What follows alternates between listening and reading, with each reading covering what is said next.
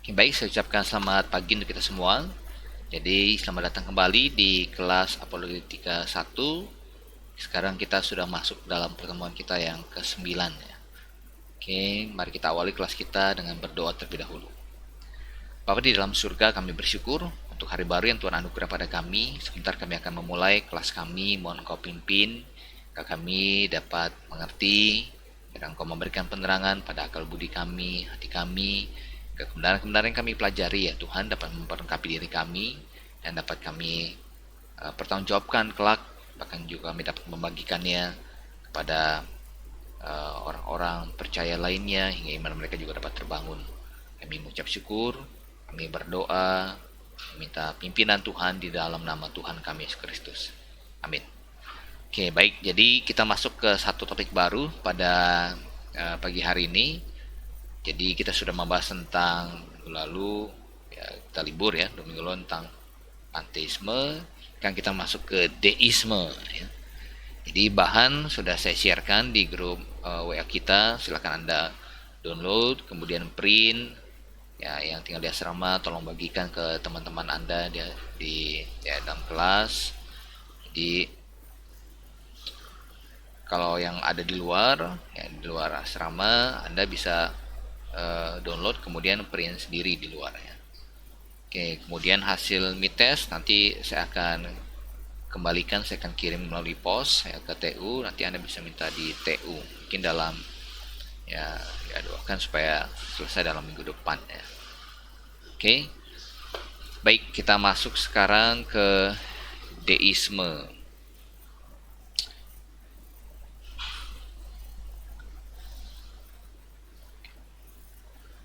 Oke,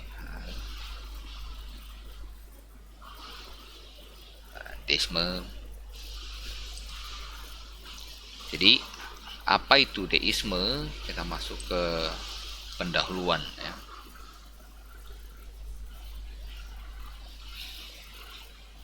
Deisme percaya dengan kaum teis bahwa Allah menciptakan dunia. Perbedaannya adalah mereka menyangkal intervensi ilahi Tuhan ya. Intervensi.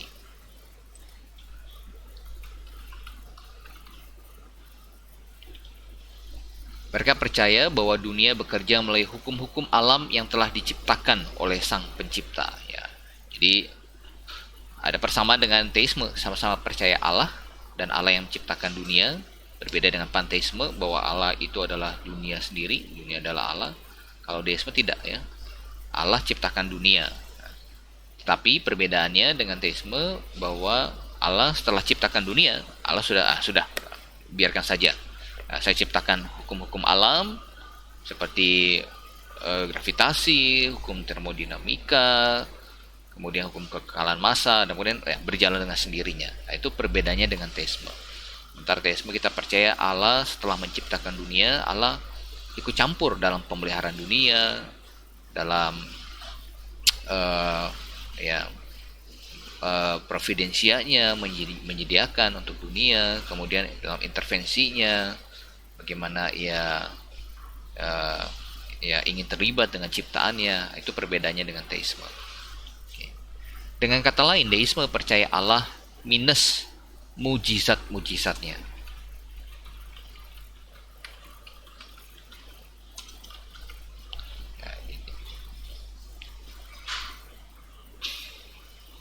Jadi ya prinsip dalam deisme dia berkata God is beyond the world but not in it ya. Allah melampaui dunia tetapi tidak ada di dalam dunia. Jadi ilustrasinya Allah itu seperti pembuat jam tangan dan dunia seperti jam tangannya ya. Jadi ya, Allah seperti pembuat jam tangan ya, sudah dibuat mekanismenya sedemikian rupa sehingga jam tangan itu bisa bekerja sendiri ya. Nah, paham ini bertumbuh subur pada abad ke-17 dan ke-18, namun sebagian besarnya mati pada abad ke-19. Oke. Baik, saya akan setelkan video tentang deisme. Coba Anda perhatikan terlebih dahulu.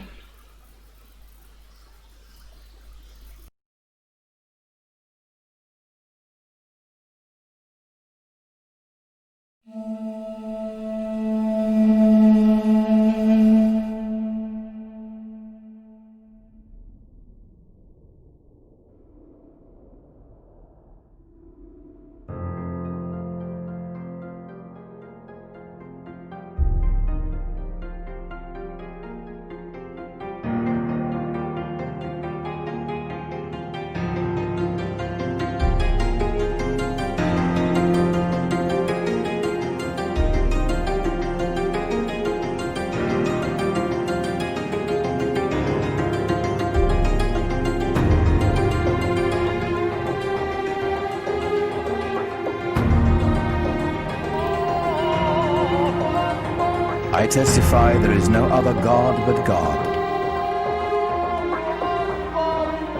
I testify Muhammad is the messenger of God. Come and pray. God is most great. There is no God but God.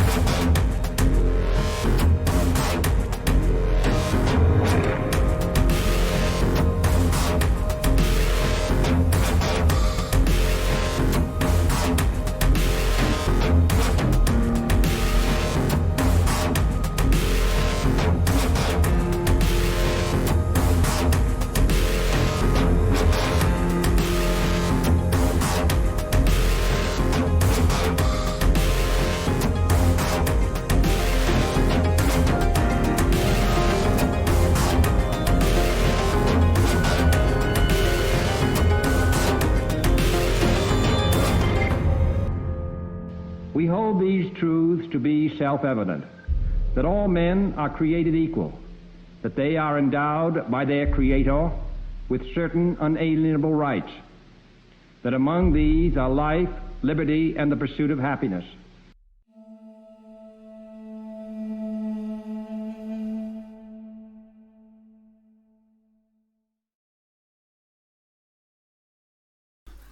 Ya, itu tadi beberapa cuplikan tentang deisme, juga termasuk pemikiran mereka.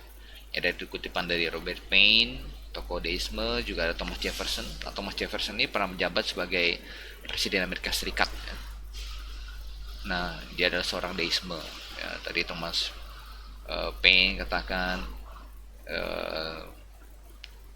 ya agama memperbudak kita dengan rasa takut. Kemudian aneh sekali ya, kekerasan itu ya. Makan apel dibilang dosa, dan cara menebus dosa itu adalah dengan membunuh seorang bernama Yesus Kristus. Ini ya tuduhan yang luar biasa ya. Nah, kita mau lihat ya sekarang salah satu deis yang muncul tadi, Thomas Jefferson. Ini mantan Presiden Amerika Serikat ya. Nah, Thomas Jefferson dia menggunting seluruh perikop tentang mukjizat dari Alkitabnya. Seluruh perikop tentang mukjizat dari Alkitabnya, ya, saking tidak percaya. Dan dia berkata bahwa inilah Thomas Jefferson's Bible. Dia tidak percaya akan kebangkitan. Karena dia menolak mukjizat, ya kebangkitan adalah salah satu peristiwa supernatural, maka tentu dia tidak percaya akan kebangkitan kalau begitu. Dia berkata, the day will come when the account of the birth of Christ as accepted in the Trinitarian churches will be classed with the fable of Minerva springing from the brain of Jupiter. Jadi dia anggap kelahiran Yesus Kristus di gereja-gereja yang percaya Tritunggal itu nanti akan sama kategorinya dengan fabel Minerva. Ya, dianggap itu hanya sebatas fabel atau dongeng. Ya. Oke, kemudian kita lanjut ke tokoh deis yang kedua, ada Herbert of Cherbury. Ini mendapat julukan The Father of English Deism.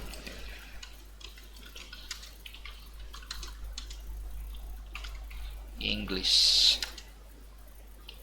Deism.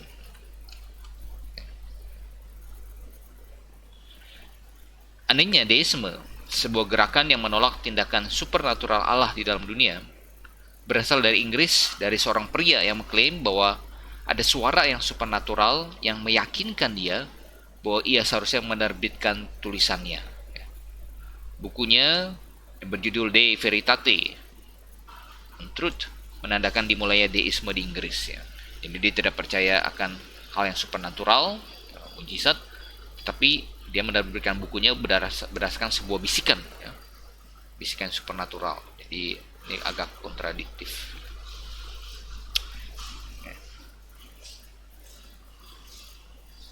Herbert memberikan 5 prinsip agama yang ia percaya sama-sama dipercaya oleh semua orang. 1. Bahwa ada satu Allah yang agung. Poin 2. Bahwa ia harus disembah.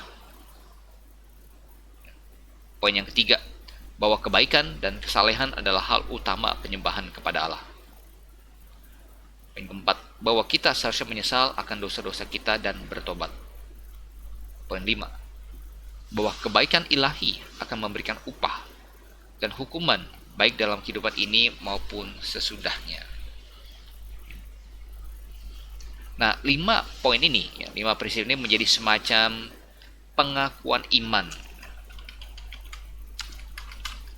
Pengakuan iman bagi deisme. Herbert membuat jadi jelas bahwa pewahyuan ilahi tidak diperlukan dan bahwa 5 prinsip ini sudah cukup untuk keselamatan bagi semua orang maupun kedamaian umat manusia. Nah, mengenai keselamatan semua orang, bagi kaum deisme sendiri juga ada perbedaan paham ya. Ada yang percaya tentang hidup setelah kematian, ada juga yang tidak percaya adanya hidup setelah kematian. Nanti kita akan lihat. Oke, kita lihat ke tokoh deisme selanjutnya, ada Charles Blount, hidup di 1654 sampai 1693 Masehi. Ia meragukan kelahiran Yesus Kristus dari seorang perawan dan juga meragukan integritas tokoh-tokoh Alkitab. Ia mengatakan bahwa PL adalah dongeng.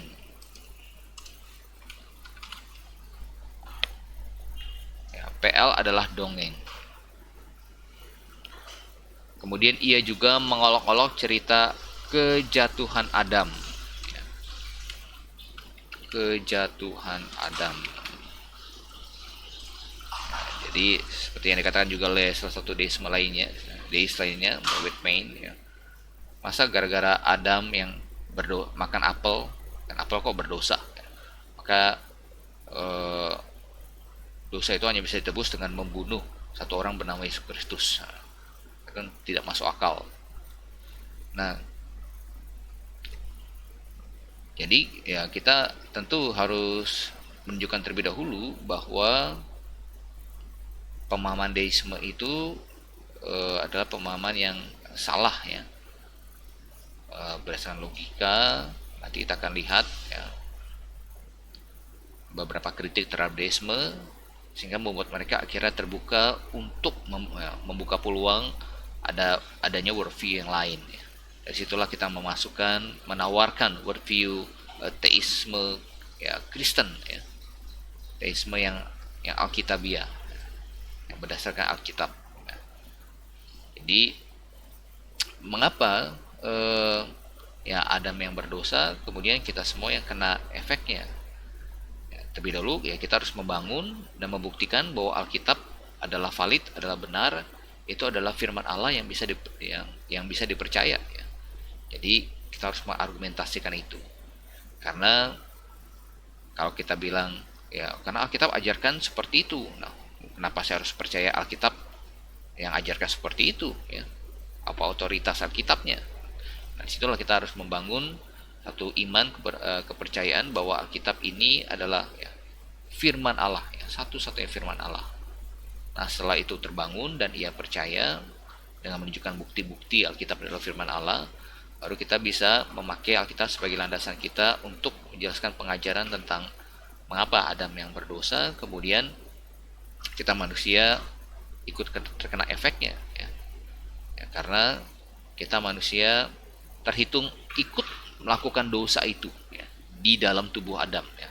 Jadi kita meskipun kita belum eksis, ya, belum dilahirkan, tapi potensi atau benih itu ada di dalam tubuh Adam, dan ketika Adam melakukannya, kita secara ras, ya, dia berdosa secara ras, bukan individu, kita ikut, ya, di dalam tubuh Adam melakukan dosa itu.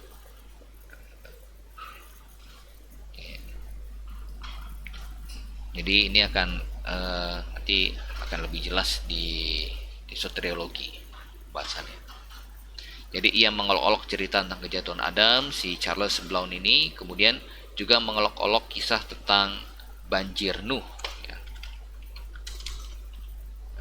Jadi, banjir yang meliputi seluruh dunia, menutupi segala, ya, menutupi sampai ke gunung-gunung, itu ya, mirip dengan dongeng. Oke, pendeknya, dengan menekankan perikop-perikop Alkitab dengan literatur bangsa-bangsa penyembah berhala, Charles membuat orang meragukan otoritas ilahi dan keautentikan Alkitab, dengan demikian menyangkal klaim supernaturalnya.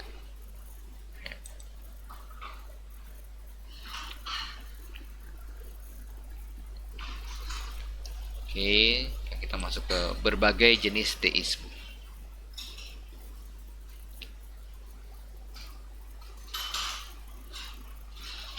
Semua deis setuju bahwa ada satu Allah yang menciptakan dunia ini. Semua deis, salah itu kurang, kelebihan S-nya, bukan deis. Semua deis setuju bahwa Allah tidak ikut campur dalam dunia melalui tindakan supernatural. Namun tidak semua deis setuju tentang kepedulian Allah akan dunia dan eksistensi manusia setelah kematian. Berdasarkan perbedaan-perbedaan ini, ada 4 jenis deisme. Keempatnya berkisar dari tidak adanya kepedulian sama sekali dari pihak Allah, hingga kepedulian yang maksimum akan dunia ini tanpa secara ajaib mengintervensinya. Nah, kita mau lihat, ya, tingkat pertama, itu tipe deisme yang dimana Allah yang tidak peduli.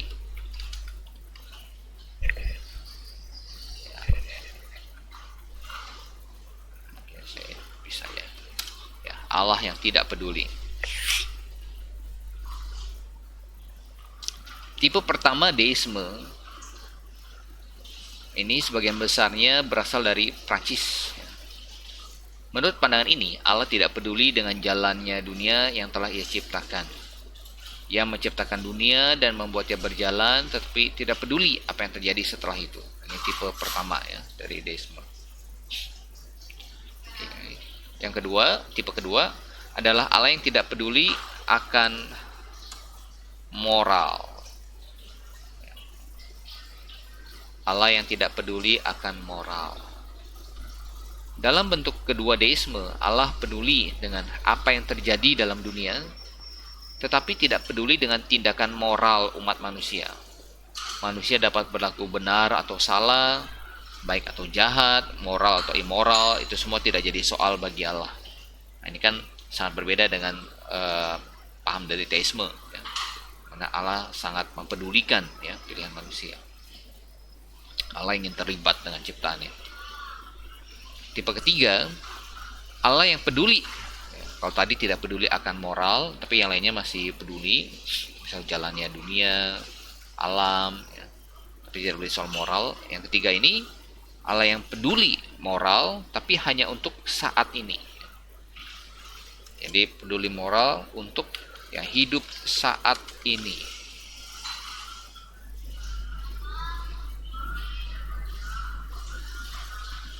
Ya. Ini bukan tipe kedua, ya, salah ini yang tipe ketiga, ya.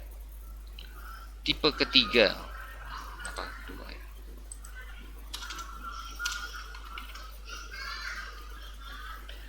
Tipe ketiga deisme ini mempertahankan bahwa Allah mengatur dunia dan peduli akan kegiatan moral umat manusia.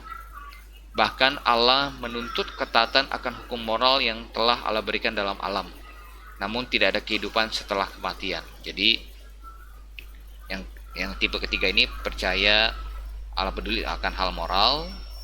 Ya, tampaknya Thomas Jefferson ya di antara poin yang ketiga atau keempat, ya. Tapi tidak ada kehidupan setelah kematian. Oke, yang tipe keempat, ya. Allah yang peduli akan moral untuk hidup saat ini dan hidup yang akan datang, ya. Hidup saat ini dan akan datang.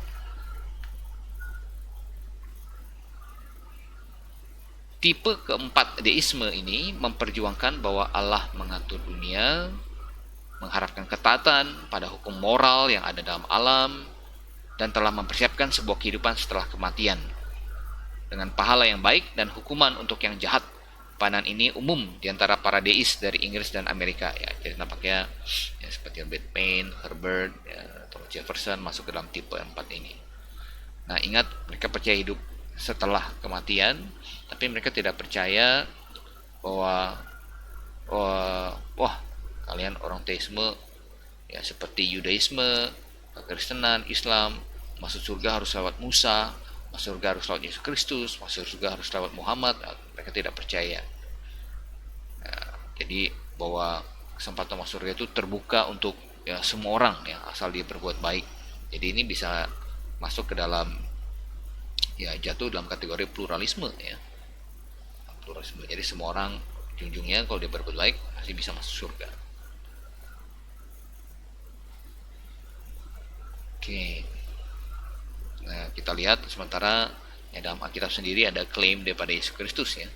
Ya, tidak seorang pun sampai kepada Bapa kalau tidak melalui aku, ya, Yohanes 14 ayat 6. Tentu kita dapatkan pernyataan itu di dalam Alkitab, sehingga kita harus membangun terlebih dahulu bahwa deisme adalah pandangan yang berpikir yang keliru dan Alkitab adalah firman Allah. Oke, itu nomor 3, berbagai jenis deisme. Kalau Anda punya pertanyaan, silahkan langsung kirimkan di grup WA atau bisa tanya saya secara pribadi. Kita masuk ke nomor 4, pengajaran deisme. Oke, tentang Allah, ya. Deisme percaya konsep Allah yang unitarian. Unitarian berarti tidak percaya akan Tritunggal.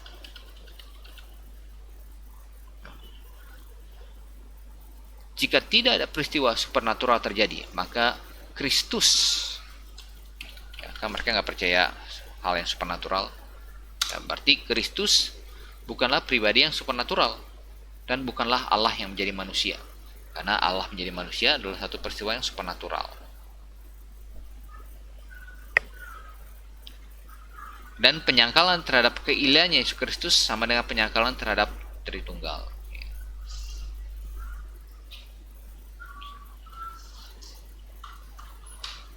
Konsep Kristen teistik tentang Allah Tritunggal adalah salah. Jefferson menghina bahwa aritmatika Trinitarian bahwa 3 adalah 1 dan 1 adalah 3 adalah slogan yang tidak dapat dibandingkan. Ya, jadi dia mengolok konsep Trinitas dalam Alkitab, ya. 1 3, 3 adalah 1. Payne percaya bahwa konsep Trinitas menghasilkan kepercayaan pada 3 Allah dan oleh karena itu bersifat, ya, politeistik. Jadi kalian orang Kristen yang percaya Allah Tritunggal itu berarti sebenarnya sama dengan percaya ada banyak Tuhan, ada banyak dewa, ya. Politeistik 3, ya. Kontrasnya, kaum teis memperjuangkan Allah itu 1 dalam sifat dan 1 dalam pribadi, ya. 1 dalam sifat dan 1 dalam pribadi. Oke. Ini yang pemahaman dari kaum teis, ya. 1 sifat, 1 pribadi. Oke. Oke, kita masuk panjang mereka tentang asal alam semesta.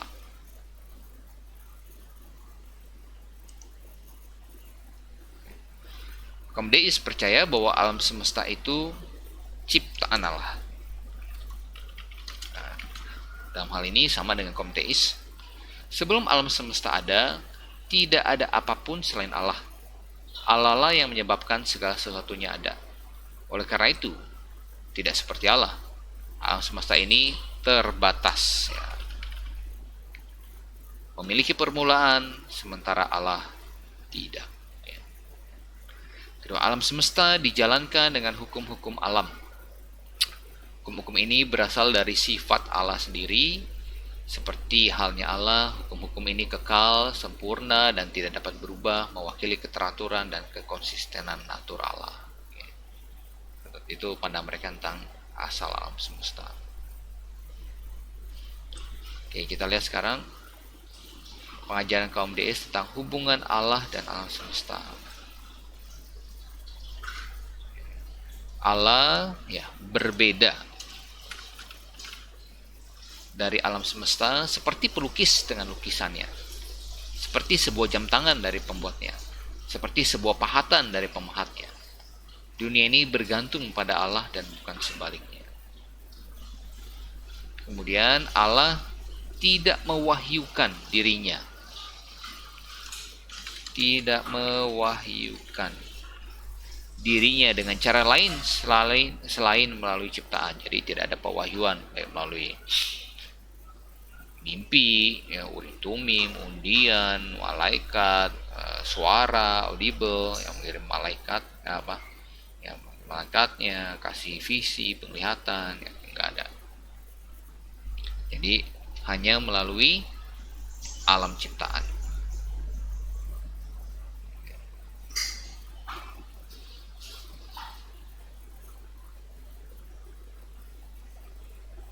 Semua bentuk hanya alam semesta, ya alam semesta, ya ini belum ya. Allah mewahyukan diri, Allah tidak mewahyukan diri dengan cara lain selain melalui alam ciptaan. Kemudian alam semesta adalah Alkitabnya kaum deis, ya, alam semesta adalah Alkitabnya kaum deis. Hanya alam semesta yang mewahyukan Allah. Semua bentuk pewahyuan lainnya, baik secara tertulis maupun lisan, adalah buatan manusia. Ya. Jadi, ya, Alkitab, misalnya Quran, atau Tanakh, ya, Torah, Nabium, Tubim, ya, kitabnya orang Yudaisme, itu semuanya buatan manusia. Oke, bagaimana panjang mereka tentang mujizat?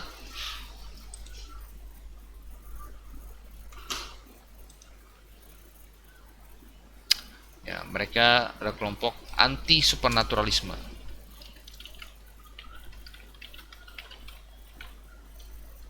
Ya, anti supernaturalisme.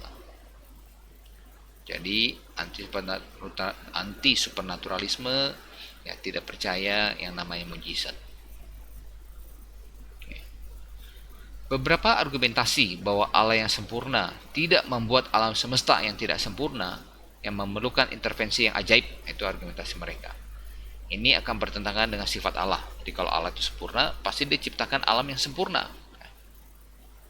Oleh karena itu nggak perlu lagi diintervensi, nggak perlu ada yang namanya mujizat.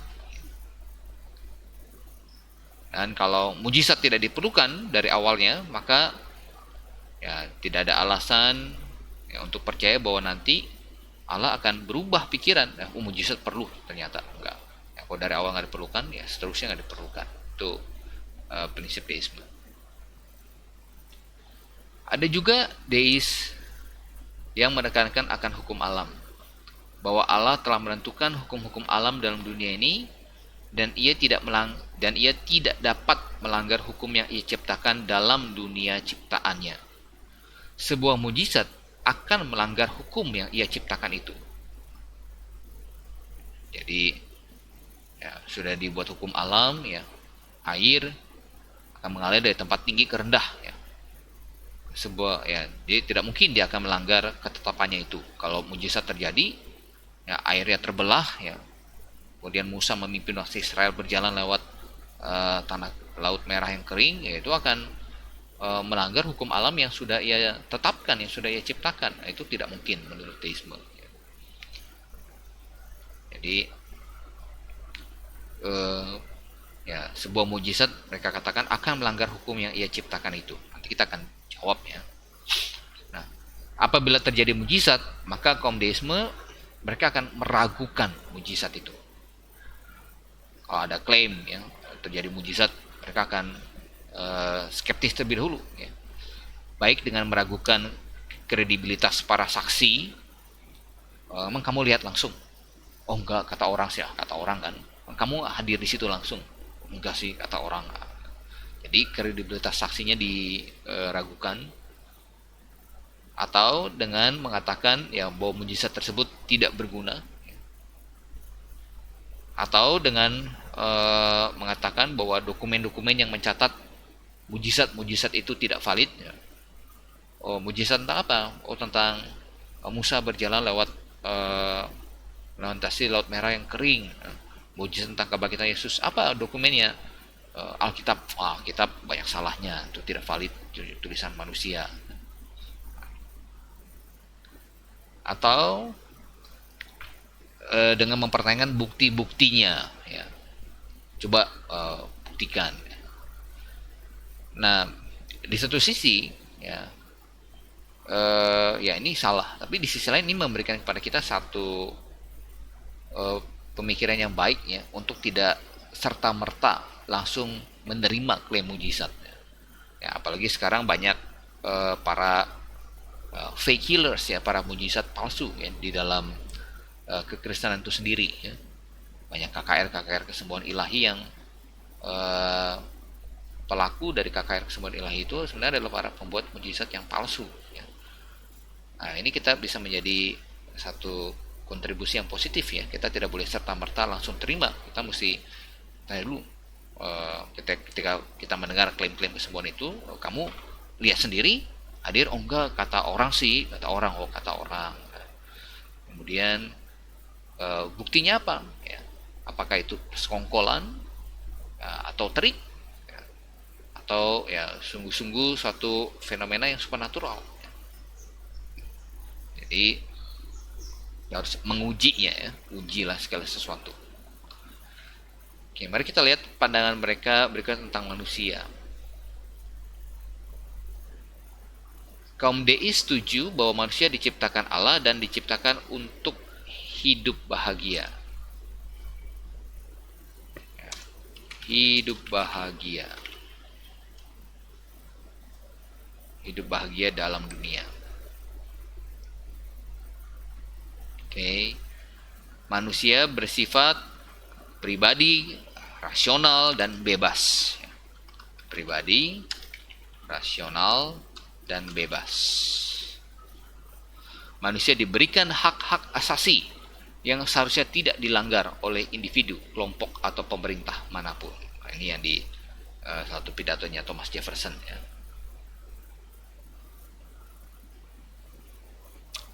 Jadi manusia bersifat pribadi, rasional, dan bebas, punya kemampuan untuk kemampuan rasional untuk menemukan dari alam segala sesuatu yang manusia perlukan ya, untuk hidup bahagia.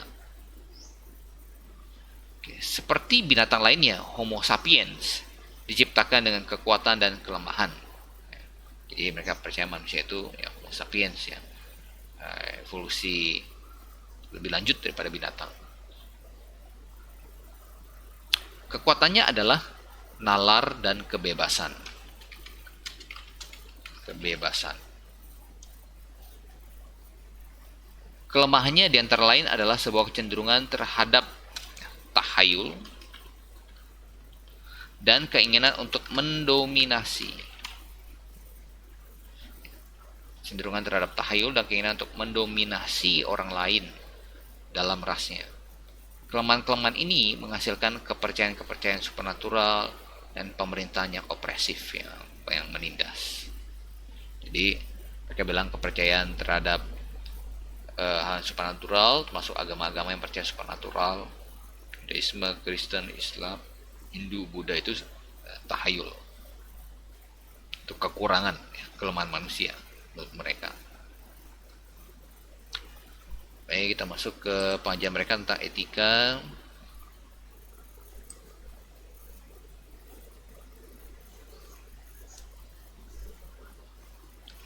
Dasar untuk moralitas manusia berasal dari alam. Ya, ingat, bagi kaum deis, alam semesta itu kitab suci mereka. Ya. Dalam alam, tiap pribadi menemukan bagaimana caranya mengatur dirinya sendiri dan berhubungan dengan makhluk lainnya, dan berhubungan dengan Allah. Bagi banyak kaum deis, satu-satunya prinsip dasar manusia adalah keinginan untuk bahagia. Bagaimana keinginan dasar ini dipenuhi diatur menurut nalar. Seseorang yang gagal bertindak sesuai nalar menjadi hancur dan bertindak immoral. Poin kedua, kaum deis berbeda dalam keuniversalan hukum-hukum moral. Mereka setuju bahwa dasar segala nilai bersifat universal karena berasal dari alam. Tapi mereka tidak setuju perihal hukum moral mana yang bersifat absolut dan mana yang bersifat relatif. Fakta bahwa ada benar dan salah tidak lagi diperdebatkan.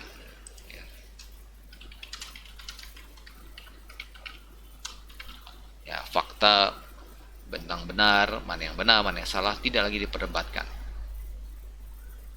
Masalahnya adalah menentukan mana yang benar dan salah dalam tiap kasus dan sirkumstansi. Beberapa deis seperti Jefferson menyimpulkan bahwa beberapa aturan moral itu relatif. Apa yang dianggap benar oleh satu kebudayaan dianggap salah dalam kebudayaan lainnya. Deis lainnya berargumentasi bahwa penggunaan nalar yang benar akan selalu memimpin seseorang kepada apa yang absolut benar dan apa yang absolut salah. Walaupun aplikasi dari hal-hal tersebut dapat berbeda-beda dalam budaya-budaya dan sirkumstansi yang berbeda. Jadi untuk etika mereka relatif, ya. Jadi tampaknya ada juga yang menganut situasional, jadi tergantung berdasarkan situasi.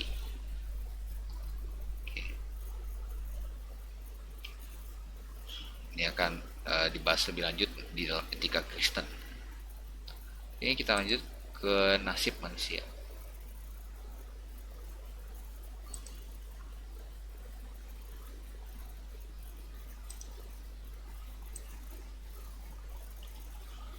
Nasib manusia menurut pemahaman deisme, walaupun beberapa deis menyangkal bahwa ada kehidupan setelah kematian, banyak juga yang percaya bahwa kehidupan setelah kematian adalah tempat di mana orang yang baik moralnya akan dihadiahi oleh Allah dan yang buruk moralnya akan dihukum. Jadi ada perbedaan paham, ya. Ada yang percaya ada kehidupan setelah kematian, ada juga yang tidak percaya. Sejarah. Secara umum kaum deis tidak berkata banyak tentang sejarah. Pada umumnya mereka percaya bahwa sejarah itu linear dan punya tujuan. Mereka juga percaya bahwa Allah tidak ikut campur dalam sejarah. Tidak ikut campur dalam sejarah melalui tindakan supernatural atau mujizat. Namun mereka mempunyai pemahaman yang berbeda perihal apakah Allah peduli dengan apa yang terjadi dalam sejarah. Jadi ini seperti yang tipe 1, 2, 3, 4 ya. Banyak kaum deis Prancis dalam abad ke-17 dan 18 percaya bahwa Allah sama sekali tidak peduli. Kebanyakan kaum deis Inggris melihat Allah turut ikut campur dalam sejarah dalam batasan tertentu, namun tanpa ada intervensi yang supernatural. Poin kedua tentang sejarah, banyak deis percaya bahwa mempelajari sejarah itu banyak manfaatnya, karena sejarah menunjukkan bahwa manusia condong percaya pada tahayul, dusta, dan dominasi, dan konsekuensi buruk akan mengikuti kalau kecenderungan ini tidak dicek dan diuji kembali.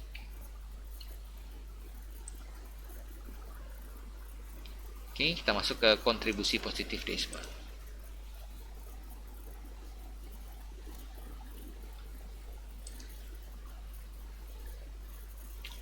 Kontribusi positif deisme. Kaum deis menekankan pewahyuan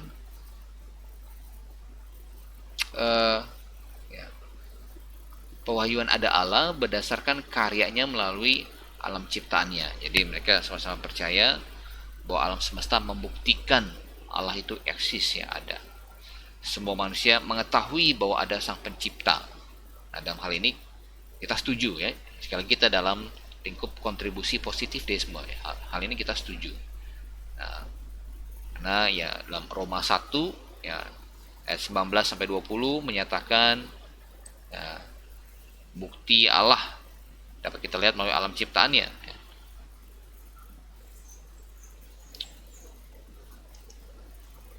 Koma 1 ini ayat yang sudah sering kali kita bahas. 19-20. Karena apa yang tidak dapat mereka ketahui tentang Allah nyata bagi mereka, sebab Allah telah menyatakannya pada mereka. Sebab apa yang tidak nampak daripadanya, yaitu kekuatan yang kekal dan keilahiannya, dapat nampak kepada pikiran dari karenanya sejak dunia diciptakan, sehingga mereka tidak dapat berdalih. Oke. Coba kita lihat lagi di Mazmur 19.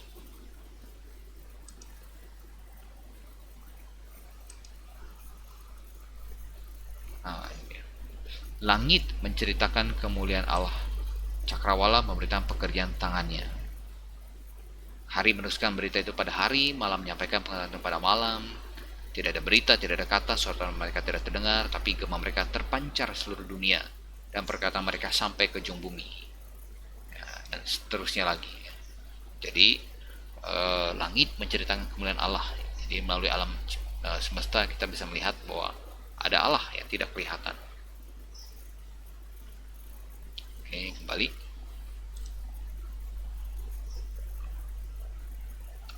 Jadi semua manusia dapat mengetahui ada Allah melalui hati nurani dan ciptaan, dan kelak akan dimintai pertanggungjawaban ya, akan pengetahuan ini.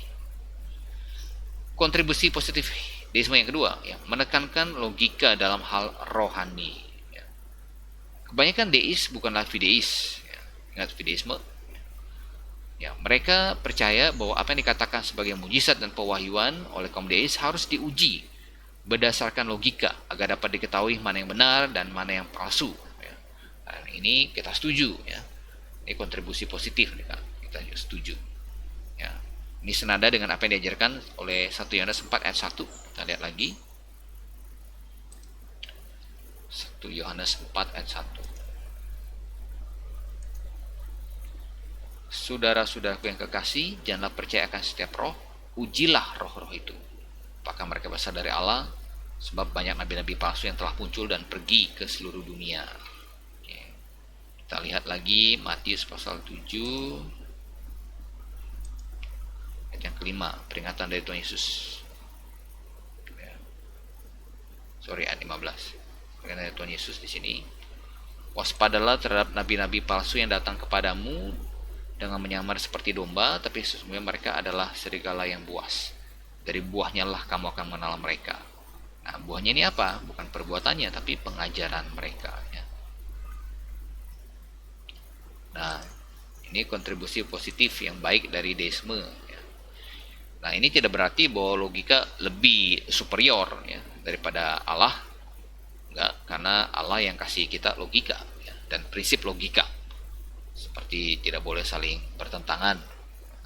Bertentangan itu sudah pasti salah. Nah, apalagi sekarang ada banyak para ya, fake healers, para pembuat mujizat palsu. Nah, kita harus lebih mengujinya lagi ya. Yang tadi saya sudah sampaikan. Dalam hal rohani kita tidak serta-merta bisa semua hal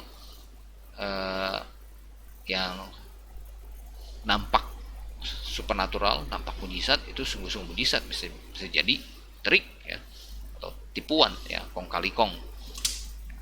Atau kalaupun itu sungguh-sungguh supernatural, kita juga harus mengingat bahwa bukan hanya pribadi Allah yang mampu melakukan tindakan supernatural, ada pribadi lainnya, yaitu iblis juga mampu ya.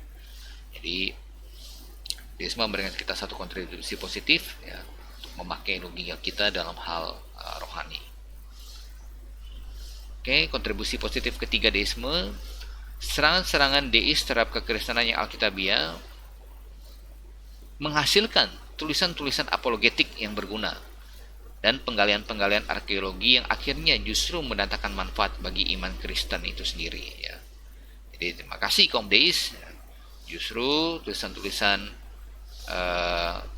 mereka akhirnya kita dapat pakai untuk menghasilkan tulisan-tulisan apologetik dari Alkitab ya. Cara menjawab serang-serang mereka. Oke, kita mau lihat evaluasi deisme di bagian terakhir.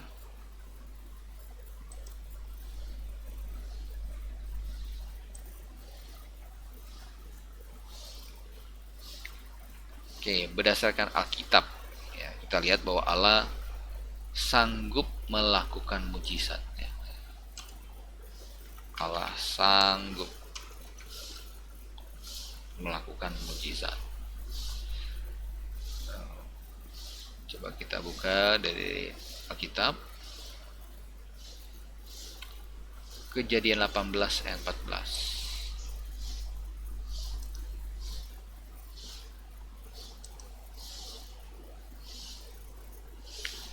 Adakah sesuatu apapun yang mustahil untuk Tuhan? Jadi ini bicara tentang kelahiran Ishak dari Abraham dan Sarah yang sudah tua. Ya. Pada waktu yang telah ditetapkan itu tahun depan, aku akan kembali mendapatkan engkau. Pada waktu itulah Sarah mempunyai seorang anak laki-laki. Ya. Jadi pertanyaan ini kita bisa tanyakan pada kaum deis, ya. Adakah sesuatu apapun yang mustahil untuk Tuhan? Ya, Allah sanggup melakukan mujizat. Coba kita lihat Matius 19 ayat 26. Yesus memandang mereka dan berkata, bagi manusia hal ini tidak mungkin, tapi bagi Allah segala sesuatu mungkin. Ya, Matius 19 ayat 26. Coba kita lihat lagi Yohanes 10 ayat yang ke-18.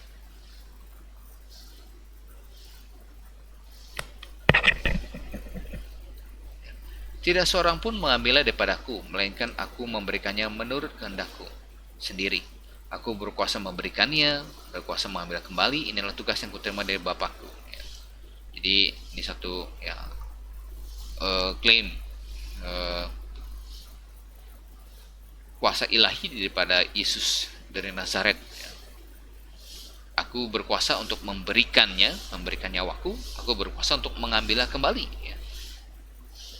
Tidak seorang pun mengambil daripadaku. Jadi mengapa Yesus yang Allah jadi manusia bisa mati di atas kayu salib? Bukan karena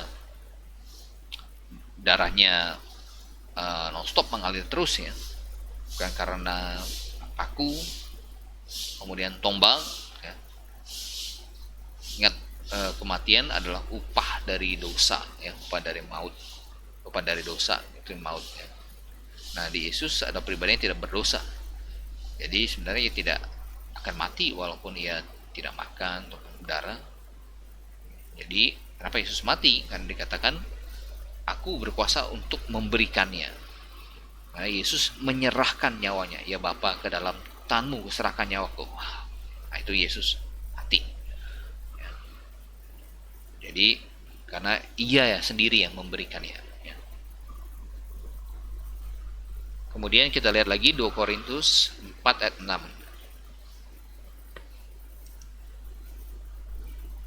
Korintus 4 ayat 6.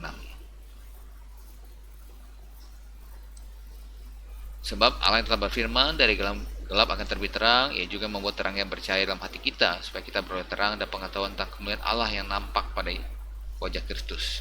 Jadi Allah sanggup membuat terangnya bercahaya dalam hati kita. Jadi Allah ikut terlibat, ya, ikut intervensi. Oke, kita lihat lagi Wahyu 19 ayat 6.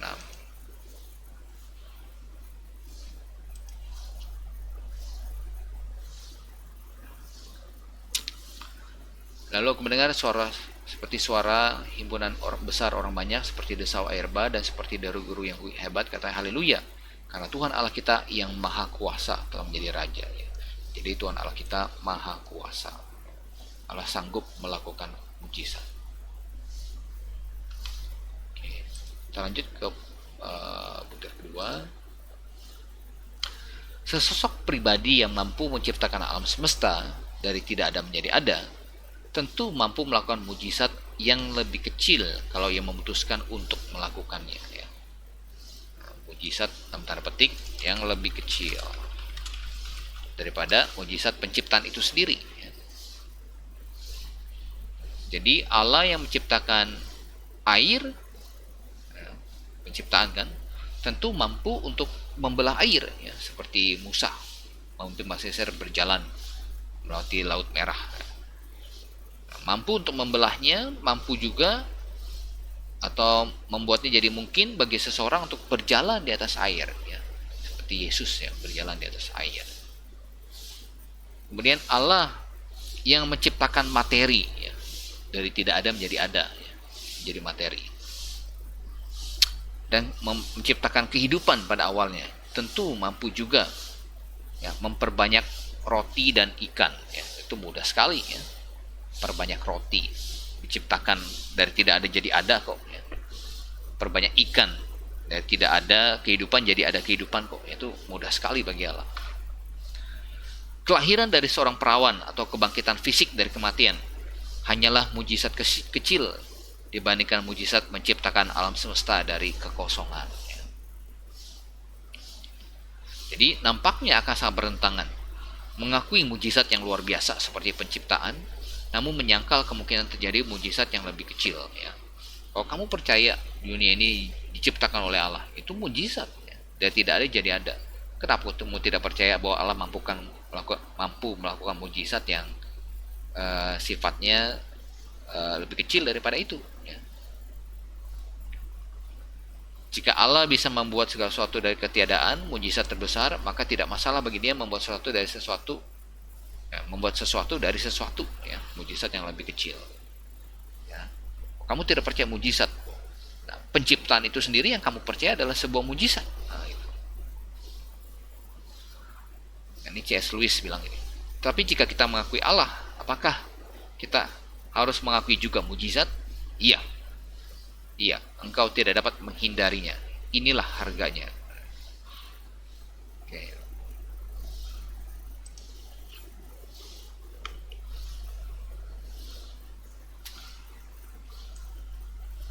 Lanjutkan. Pemahaman kaum deis.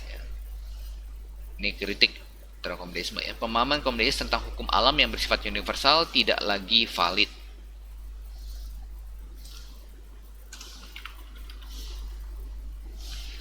Para ilmuwan hari ini mempertimbangkan bahwa hukum alam itu bersifat umum, bukan universal. Sementara kaum deisme percaya universal, yang tidak berubah. Hukum-hukum alam menggambarkan bagaimana alam pada umumnya berlaku. Hukum-hukum alam tidak mendikte bagaimana, kurang nanya itu.